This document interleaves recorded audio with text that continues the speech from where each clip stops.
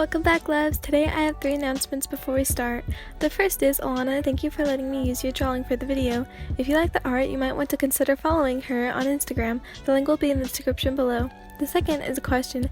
I've recently gotten better at drawing, so I was wondering if you lot would like me to animate a story time and see how it goes. If you want to see how far I've gotten, on the screen right now is a short video of me drawing my friend. And the last is, I know a lot of people that view my videos are not subscribed, and if you like this video, that means you like my content. So don't be shy, join the Kindle and click the big red button. It only takes a second. Now without further ado, let's get into the video. You were running towards the bomber, although he had no idea because he was in a meeting. You were stealthy, keeping behind bushes and trees. Your bloodlust was kept under control, as well as your hiding your presence. Swooping down, you took a dive, placing your right hand on the bomber. You whispered, "I caught the bomber." You had no idea when, but he must have put a bomb on you. How you knew this wasn't important. The point was he could blow you up at any given moment. "What?" he said in shock. Everyone stared at you. You quipped a smirk, glancing at everyone, and ran back into the forest. "Who is that?" Gon asked. "How could they have?" the bomber said under their breath. "No matter. Nowhere were we." Running back into the forest, you caught your breath, and once you were a ways away, you shouted in glee. "That was unexpected," you told yourself, sitting near a pond. Your gleeful smile then faded away as your thoughts drifted back to the less than a second moment glances at everyone with your smirk right before running into the distance. You recalled the memory several times that day. It was like you had created your own world record. You were the only one who had ever actually caught the bomber. Though, as crazy as it was, you couldn't help but think about the 3 children's faces. They looked around your age, so that was odd enough. But the fact that one of them reminded you of a cat was just strange. "It's getting late. I should probably head up," you thought. As you packed away your things, you went scouting for a good tree to rest on. After a couple of minutes of searching, you spotted a tree in the predicament of what you were looking for. You pulled your bag in front of you and pulled out some rope. You threw it high enough, then you yanked it, making the rope wrap around the tree tightly, mimicking a knot. "Okay, now comes the hard part," you said to yourself. You pulled your bag on and started climbing up the tree. Once you got up to the arm of where the rest of the rope was, you sat down, resting your back against the cold wood bark, and unwrapped the rope that was circled around the tree's branch. You finished and continued to tie yourself down to the tree. Once you perfected 3 knots, you felt safe enough to try and fall asleep. You got about 20 minutes in of good sleep before you were woken up. "Who's there?" you called. No response. "Okay, Ryan, it's probably just your imagination." "No, why would your imagination wake you up? Maybe it's an animal." "What? Animals even live here? It's literally a game." You fought back and forth in your head. Finally, the angel and demon inside of you agreed to ignore it and fall back asleep. You guessed about 10 minutes had passed since you had fallen asleep. You sucked up all your courage and called out once more. "Who's there?" This time, though, you were hit with the surprise of somebody or something jumping down onto the same branch as you. What do you want?" you said loudly, trying to cover up how nervous you were. "My name's Killua. I just want to talk." The voice responded.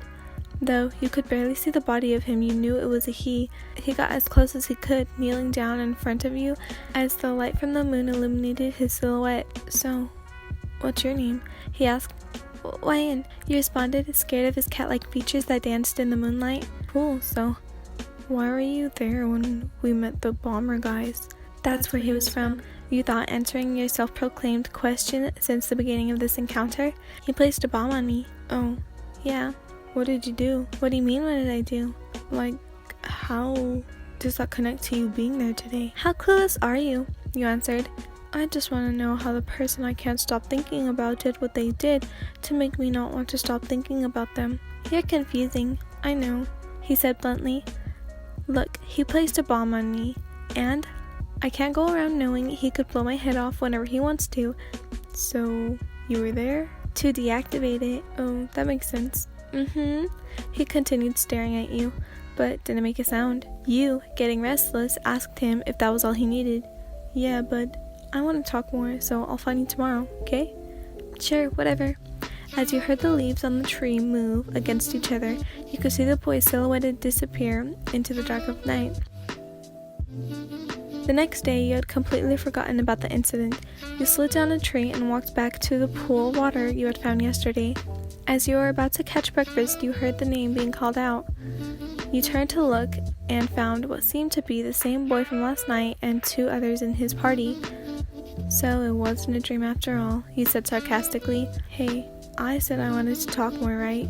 Well, yeah, but do you even know what time it is? If I wanted to get lectured, I'd go home. And if I wanted to be stalked, I wouldn't be a murderer.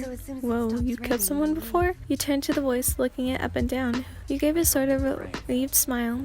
Turning back to the boy called Killua, you said, I like your friend. He believes me. Well, why would you lie about that?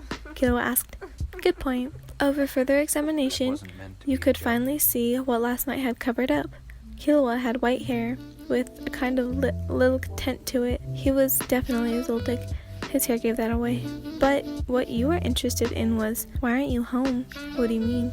Well, you're obviously a Zoldyck. You're next in line to be head of the family, so why aren't you home? The cat-like boy stared at you for a second and a half before responding. I ran away. Why? Why so many questions? Hey, you're the one who said you wanted to talk more. I'm just making conversation. He was definitely your age. Cute, too. Killua then said he wanted to talk to you alone, so you followed him behind a counter of trees. What's so important you couldn't say in front of... Cut the act, he said, forcing you against a large tree. You smirked. I have no idea what you mean. You're cute, I'll give you that. But what purpose do you have here? Did my mom send you? No. Was it a Lumi? Who's got all the questions now? You looked at him with a cocky grin. Not only was he holding your shoulder, but your neck as well. And they were no ordinary hands. They were claws with sharp nails poking out. Now you were a little bit nervous. Look, mate, I don't know who you're thinking of, but it certainly isn't me.